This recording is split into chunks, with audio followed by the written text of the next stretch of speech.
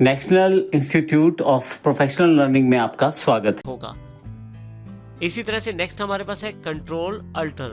देखिए यहाँ पे अल्टर और कंट्रोल दूसरी तरफ भी दिए हुए हैं और ये एक विंडो बटन है जो दोनों तरफ दिया हुआ है। यहाँ पे कंट्रोल अल्टर जो है, इन दोनों का प्रयोग मुख्यतः शॉर्टकट कीज के रूप में किया जाता है। कंट्रोल और अल्टर कीज के साथ शॉर्टकट अवेलेबल रहते हैं विभिन्न सॉफ्टवेयर्स के अंतर्गत। तो जब भी मैं कंट्रोल प्रेस करता हूं या अल्टर प्रेस करता हूं तो उसके साथ कुछ पहले से प्रदान किए गए की कॉम्बिनेशंस के साथ मैं शॉर्टकट चला सकता हूं। इस प्रकार के शॉर्टकट्स को देखने के लिए हम उदाहरण के लिए माइक्रोसॉफ्ट वर्ड का प्रयोग करते हैं। यहां पे यदि आप देखें, मैं कंट्रोल प्रेस करता हूं और साथ में यहां पे ओ प्रेस कर देता हूं तो मेरे पास फाइल ओपन करने के लिए एक डायलॉग बॉक्स ओपन हो जाता है, जिससे मैं पहले से स्टोर की गई फाइल को ओपन कर सकता हूं। इसी तरह से यहाँ पे यदि मैं यहाँ फॉन्ट ऑप्शंस पे जाऊं तो जैसे ही माउस बी पे रखता हूं तो देखिए यहाँ शॉर्टकट की जानकारी दी जाती है, जिसमें बोल्ड के साथ लिखा गया है Ctrl+B, जो ये जानकारी देता है कि इस कमांड को चलाने के लिए कंट्रोल के साथ आप बी लेटर का प्रयोग करेंगे तो ये कमांड आपके पास अवेलेबल हो जाएगी।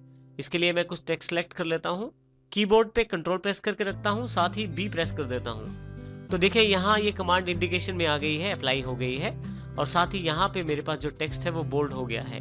फिर से कंट्रोल प्रेस करके रखता हूँ, फिर से बी दबा देता हूँ तो मेरे पास ये कमांड फिर से हट गई है। तो इस तरह से शॉर्टकट्स में कंट्रोल का प्रयोग किया जा सकता है। इसी तरह से जैसे ही मैं अल्टर को प्रेस करता हूँ कीबोर्ड पे, मेरे पास यहाँ कुछ लेटर्स और कुछ नंबर्स अवेलेबल हो गए हैं। देखिए यहाँ जैसे FHNP, ये जानकारी देते हैं कि इन लेटर्स के साथ अल्टर का प्रयोग करने पर ये मेन्यू अवेलेबल हो जाएगा।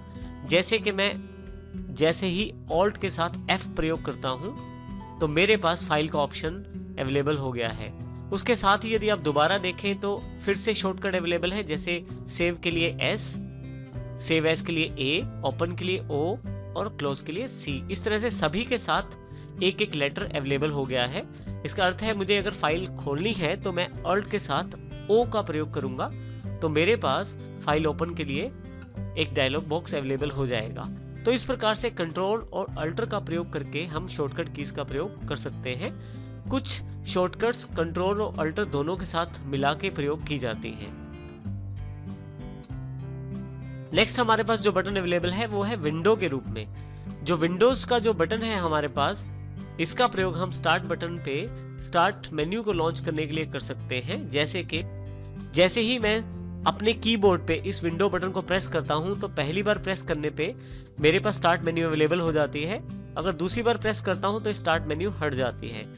इसी तरह से यदि मैं किसी भी ऑब्जेक्ट की राइट क्लिक की प्रॉपर्टीज चाहता हूं, किसी भी फोल्डर की, किसी भी फाइल की राइट क्लिक की प्रॉपर्टीज जानना चाहता हूं तो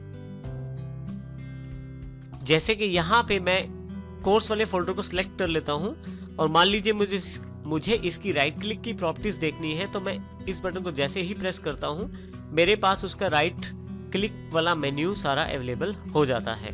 तो इस प्रकार से मैं इनका प्रयोग कर सकता हूँ। देखिए फिर से एस्केप प्रेस करने पे ये मेन्यू चला जाता है, अर्थात कैंसिल हो